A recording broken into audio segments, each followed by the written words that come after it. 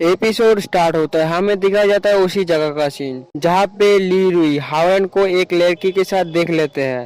ये देख के ली रुई बहुत ही गुस्सा हो जाता है और बोलता है, इस इंसानी कीड़े की इतनी हिम्मत, उसे पता है मिस जी के साथ उसकी इंगेजमेंट होने वाला है, उसके बाद भी वो किसी और लड़की के साथ घूम रहा है। उसकी नेक्स्ट सीन में दिखाया जाता है हावन की तरफ, जो मिस जी को बोल रहा होता है, मैं थोड़ी देर बाद यहाँ से चला जाऊंगा, तुम इधर से केयरफुली घर जाना। ये सुन के मिस शिव जी उसको भाई बोलता है और उधर से गुनगुनाते हुए चला जाता है। उसके बाद दिखाया जाता है हावरन को शर्माते हुए मिस जी की तरफ देख रहा होता है और मन में सोचता है, मिस शिव जी उस लिटिल डेविल से कितनी अलग है और कितनी प्यारी भी। नेक्स्ट सीन में दिखाया जाता है ली रुई को, जो बोल रहा होता है, मुझे नहीं लगा था तुम जैसे एक इंसानी कीड़े को भी इतनी खूबसूरत और प्यारी लड़की को जानती होगे। ये सुन के हावरन जल्दी से पीछे मुड़ के उसको बोलता है, कौन है, बाहर निकल के आओ। ये सुन के ली रुई आगे आते हुए बोलता है, मैं तो तुम्हें तुम्हारे कामों से जज कर रहा था। उसके बाद दिखाया जाता है ली रुई को, जो हावरन के आगे होता है और गुस्से में बोलता है, मुझे शायद मिस जी को धोखा देने के लिए तुम्हें एक सबक सिखाना पड़ेगा। ये सुन के हावरन उसको समझाते हुए बोलता है, तुम जैसा सोच रहे हो ऐसा कुछ भी नहीं है, मैं मिस जी को नहीं। उसी वक्त दिखा जाता है ली रुई को, जो अपनी एक पैर को ग्राउंड में टच कराता है और उस पैर में बड़ी पावर और स्पीड के साथ हावरन के पास से गुजर जाता है। हमें दिखाया जाता है हावरन की चेहरे की तरफ, जहाँ पे एक काट लग चुका है और उसमें से खून भी बह रहा होता है। ये देख हावरन हैरान हो चुका है। उसके बाद दिखाया जाता है ली रुई को, जो हावरन के पीछे आ चुका है और एक ही उंगली से हावरन के चेहरे पे एक काट लगा चुका है। और ली रुई गुस्से में बोलता है, तुम्हारी हिम्मत कैसे हुई, तुम एक इंसानी कीड़े होके मिस जी की नाम से उसे बुलाओ। हावरन जल्दी से उसकी तरफ देखते हुए ये बोलता है, ये बहुत फास्ट है, क्या ये ड्रैगन टाइप का एक मैजिकल कल्टिवेशन टेक्निक है। उसी वक्त दिखाया जाता है ली को, जो फिर से बड़ी स्पीड में हावरन के फिर से पीछे चला जाता है और उसके मुंह पे फिर से एक पांच दे मारता है, जिससे हावरन पीछे खिसक जाता है। उसके बाद ली रुई हावरन के पास जाते हुए बोलता है, मुझे तुम जैसे कीड़ों के साथ लड़ने के लिए किसी की जरूरत नहीं पड़ेगी। उसके बाद फिर से अपनी पैर को उठाता है, जिससे हावरन समझ जाता है और फिर से अटैक के लिए आएगा। उसके बाद दिखा जाता है ली रुई को, जो बड़ी स्पीड में फिर से अटैक के लिए आ रहा होता है। इस बार हावरन अपने हाथों को आगे बढ़ा देता है उस अटैक को रोकने के लिए। हमें दिखाया जाता है हावरन की हालत बहुत खराब हो चुकी है और मन में बोलता है, ये बहुत पावरफुल है, मैं तो इसके आसपास भी नहीं। हमें दिखाया जाता है उसके बाद हावरन बहुत दूर जाकर गिरता है। उसी वक्त ली रुई फिर से जंप करके हावरन के ऊपर आके उसकी पेट पे एक बहुत जबरदस्त एक पंच मारता है, जिससे हावरन की हालत बहुत खराब हो चुकी है। और हावरन मन में सोचने लगते हैं, ये ताकतवर के साथ साथ बहुत फास्ट भी है, मैं इसे कैसे डच कर सकता हूँ।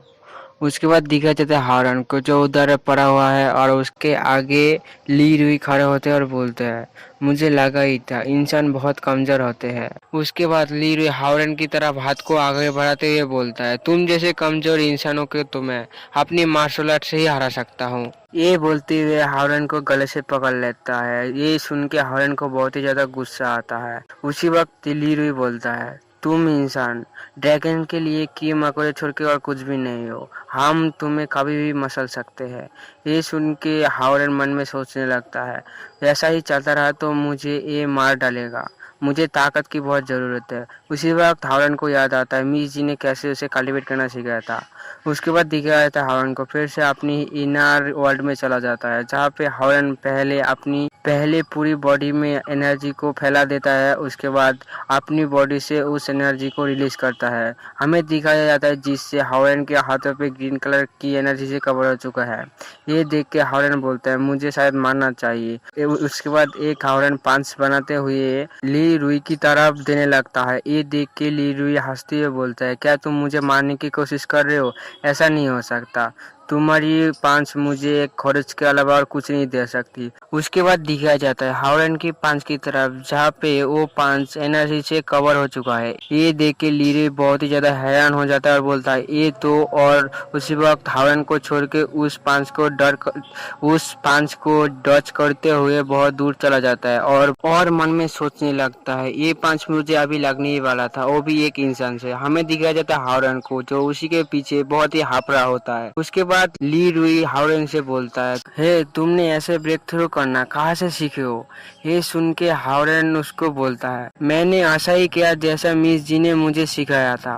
क्या तुम डर रहे हो मैं तुम्हारे लेवल से भी ज्यादा ऊपर चला जाऊँ इसलिए? ये सुन के लीरे बोलता है, ज्यादा हवा में मत उड़ो, तुम बस लेवल 1 तक ही पहुंचे। उसके बाद वह से हवा में उड़ के जाते हुए बोलता है, तुम जितना भी कोशिश कर लो हो तो तुम एक इंसान ही, इसीलिए तुम इस स्पीड कंसेंट्रेल स्कूल को कभी नहीं समझ पाओगे। ये सुन के हावरन उधर ही बैठा सोचने लगता है। उसके बाद अगले दिन का सीन दिखाया जाता है जहाँ पे हावरन हाओगवान के घर गया होता है, जहाँ पे मिसेस हान्यू हावन को बोलता है, क्या तुम ठीक हो? तुम्हें इतना चोट कैसे लगी? ये सुन के हावरन बोलता है, मैं गलती से गिर गया था और किसी चीज से टकरा गया, इसीलिए मुझे चोट लग गई। ये सुन के मिसी बोलती है, कैसा बेवकूफ वाली बात कर रहे हो?